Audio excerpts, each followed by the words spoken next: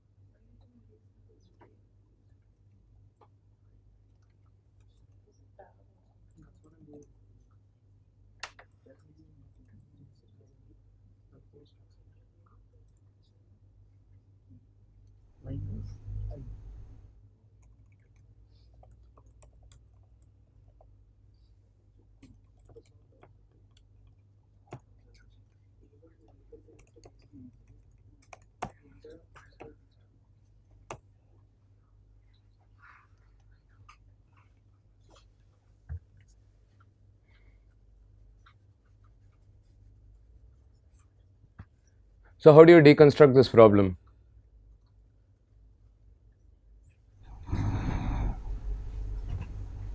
So how would you set up a normal parameter estimation problem? Cost function that takes as input. So you need to essentially write some function like compute error of d comma k, d comma theta, whatever, right?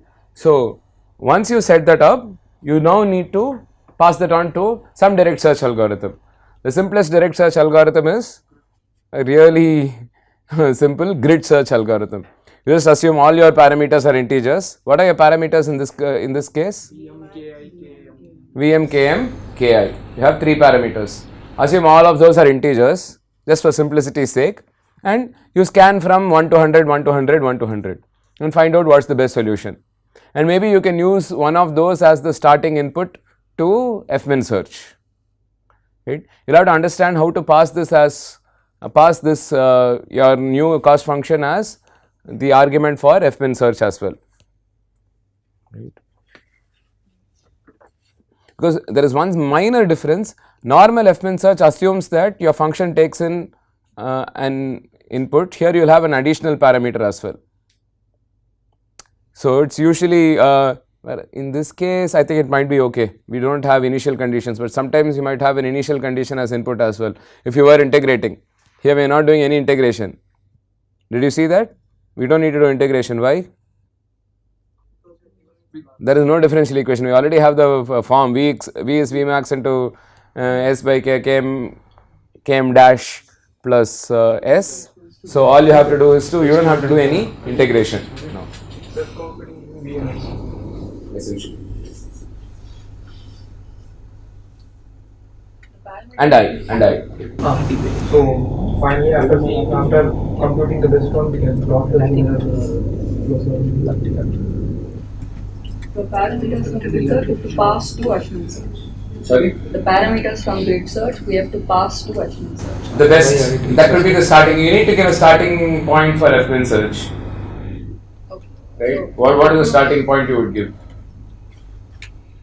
You just give 0, 0, 0 if you want, but it doesn't make sense. Right? Or you can give 1, 1, 1. Some random starting point, but instead you could take the best output of fmin search and of grid search and pass it to fmin search. You need an X naught, right? For doing any exploration. So generally, for approach one, we're only doing grid search. We just run it through everything and The entire space. get the least cost. Do we have to write a for loop code, or can we just use LHS? Similar. Do you have LHS in MATLAB? Yeah. So LHS. LHS design, that's the one? LHS design. You can use that too. But I am only meant for you to use a for loop. For loop. Because we said it will all be integers. Vm, Km and Ki.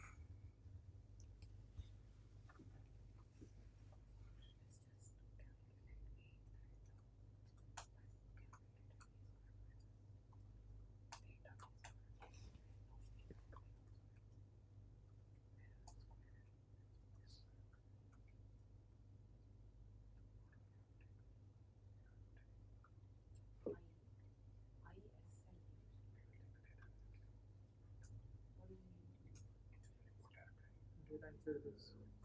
See, so we just pass VM. Take it.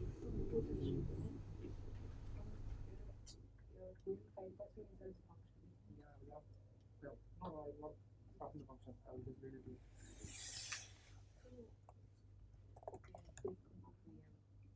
No. Sorry. No. So VM, KN, KN, not afterwards. Then we will do input data and save it somewhere.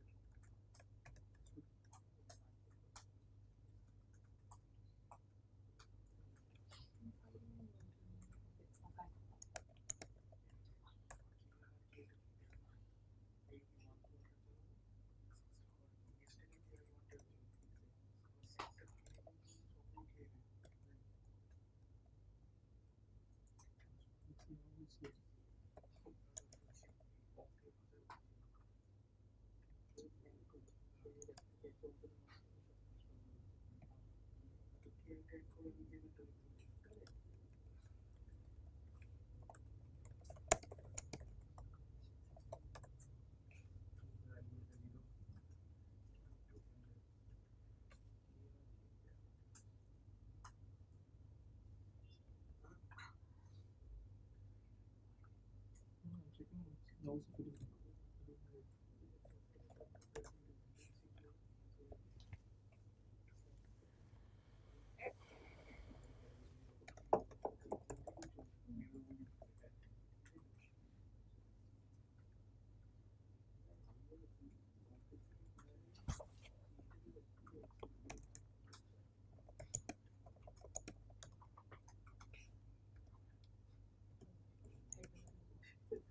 What do you do with this?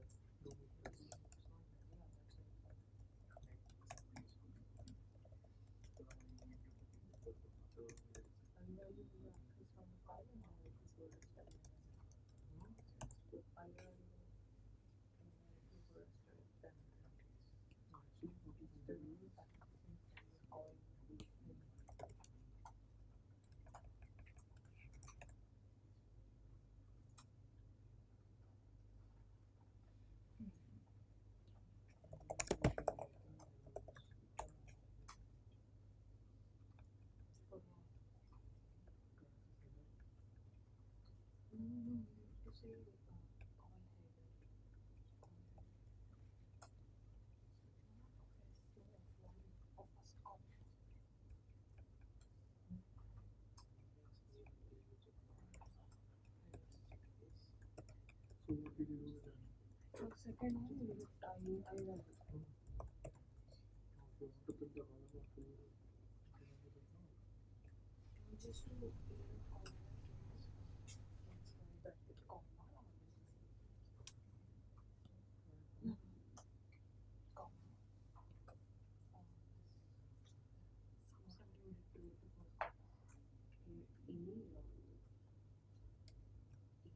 then comma one. This big kind of square. Actually, no, those really thing with the column. Seems like I can just do like this. You don't get column. You don't get column. What I want to do is pick some values.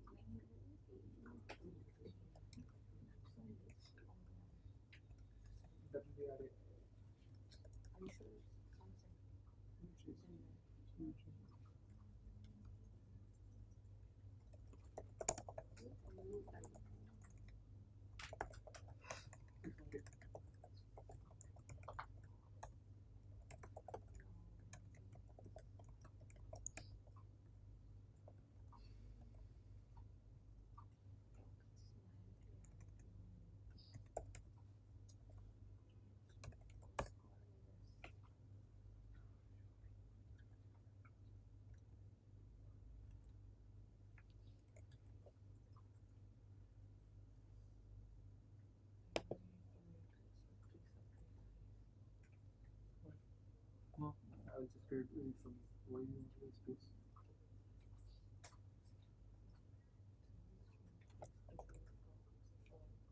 You're going to make three different matrices. No, you already have one. Again three, so it's like double.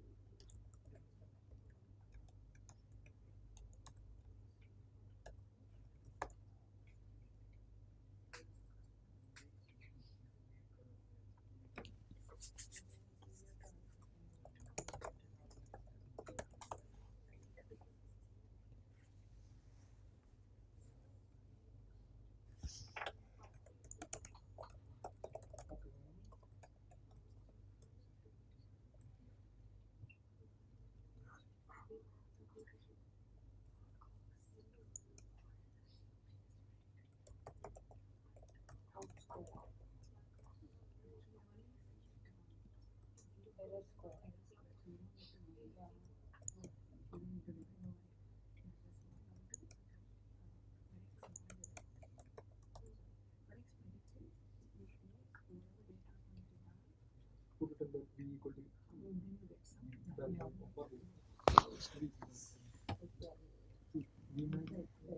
And then D minus that. They have three finals. But V double.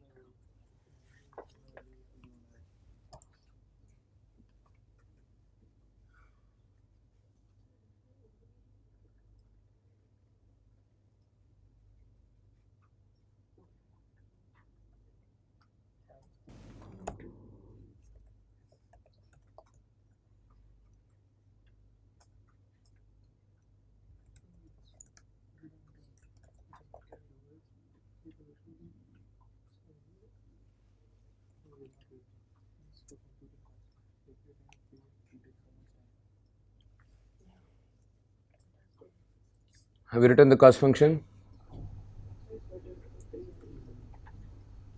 To normalize, if a PDF just says sum squared error.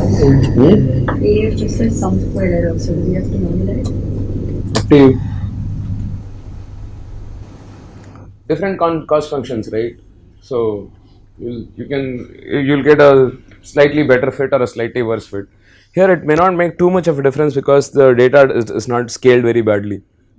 The values are like 1, 2, 3, 4, 5, 6, 7, 8, 9, 10 or something. So they're not like really that badly scaled. So I don't think it should be too bad.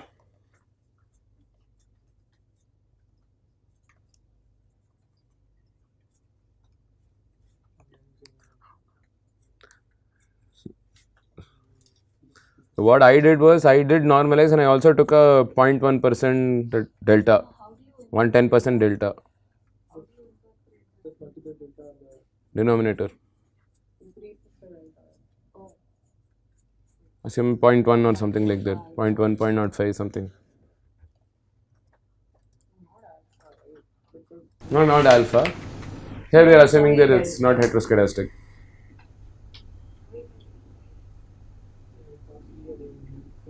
computer.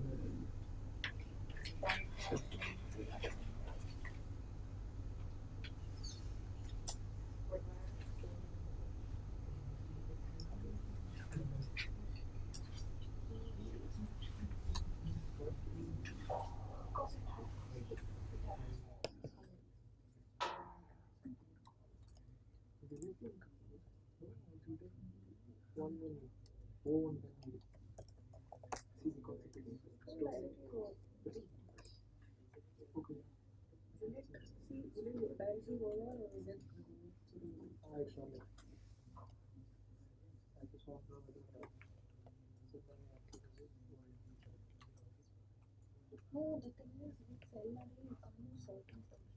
Fine, you can't do cell level. Yeah, so I'm saying like there are other functions that you might not be able to do with cell level.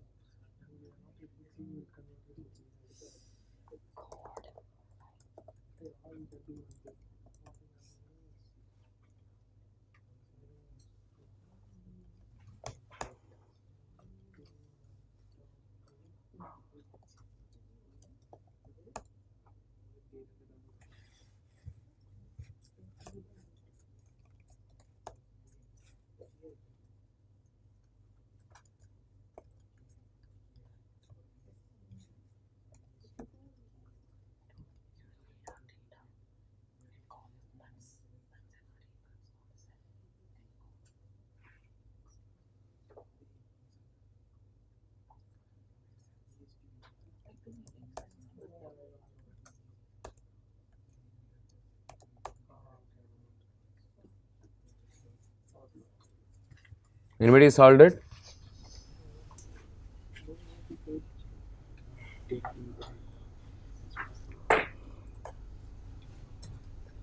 So the first thing you have to do is to establish a compute error.m or your objective function, which should look somewhat like this. It has to basically have your it should compute the predicted value at each point, and then just use the same cost function we've discussed in class so far, right? So x measured minus x predicted by x measured into delta whole squared added across all the points, right? So for grid search there will be 3 for loops. I'm first talking about the cost function. So in cost function you don't even need a for loop, right? You just have a vectorized addition across all the data points.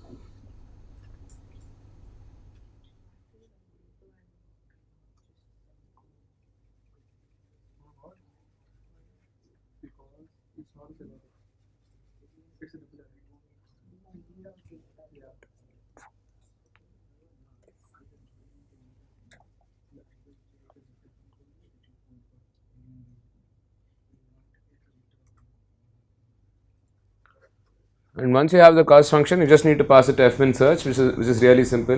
You just say x equals fmin search of at x.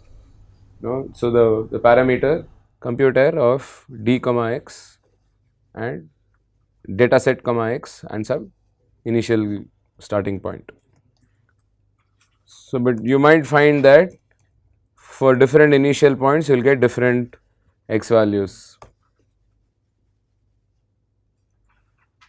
And you might get weird values as well. So, for example, there is nothing that stops you from getting negative values of the parameters. Right? So, you need to know that they are not sensible, eliminate them and restart with a different initial point.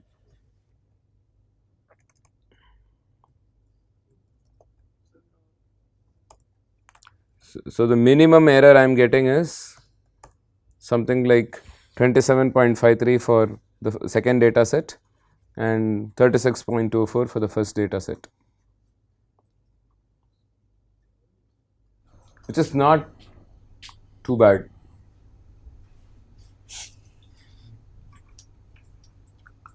Because if you look at the cost function,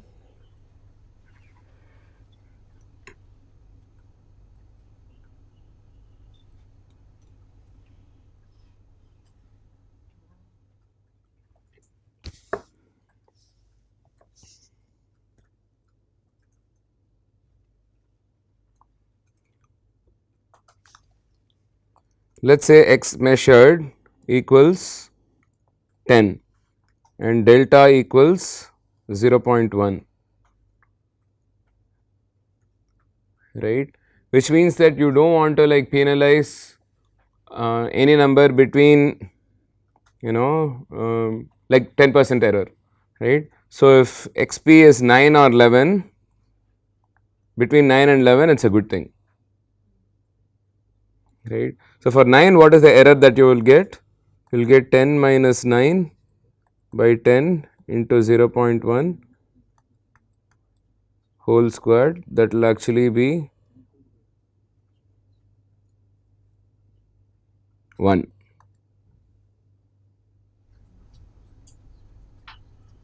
Right. And you have 20 such points. So, a total error of 20 is actually very reasonable, but then you don't want the you don't want if of course if you got 10 as the exact value, you would have gotten a 0, right. For 9.5 what is it that you will get? You will get 1 by 4 as a contribution to error, but then you may want to then minimize We the, are normalizing also. this is post normalization, Okay. right. So, if you have 9.5, you will do 10 minus 9.5 by 10, which is basically 0.5 by 0.1. Oh, no, so you will actually get 10.0. 0.05 and 0. 0.05 again into 10. No, it's 0.5 only. So multiplying 10 into 0.1, no, it will become 10 minus 9.5 by 10. 10 into 0.1. 10. Yes, 1 by 4. No, Yes. divided by, it's 10 into okay. 0.1. right. So, but what happens if out of your 20 data points, 18 of them, 19 of them give 0 error and one of them gives a very big error, but it is still less than this 20, you might still think it is a good data point or a good parameter set. So, you will have to again worry about it. That is why your alpha will come into play, or maybe you want to minimize the median of the residuals or the maximum of the residuals, whatever. Sir, what do you mean by total cost should be less than 10%? What total cost less than 10%? No, I am saying you are allowing 10% variation around the mean, Okay. Of the right. So, because we were discussing yesterday, right. So, if you have a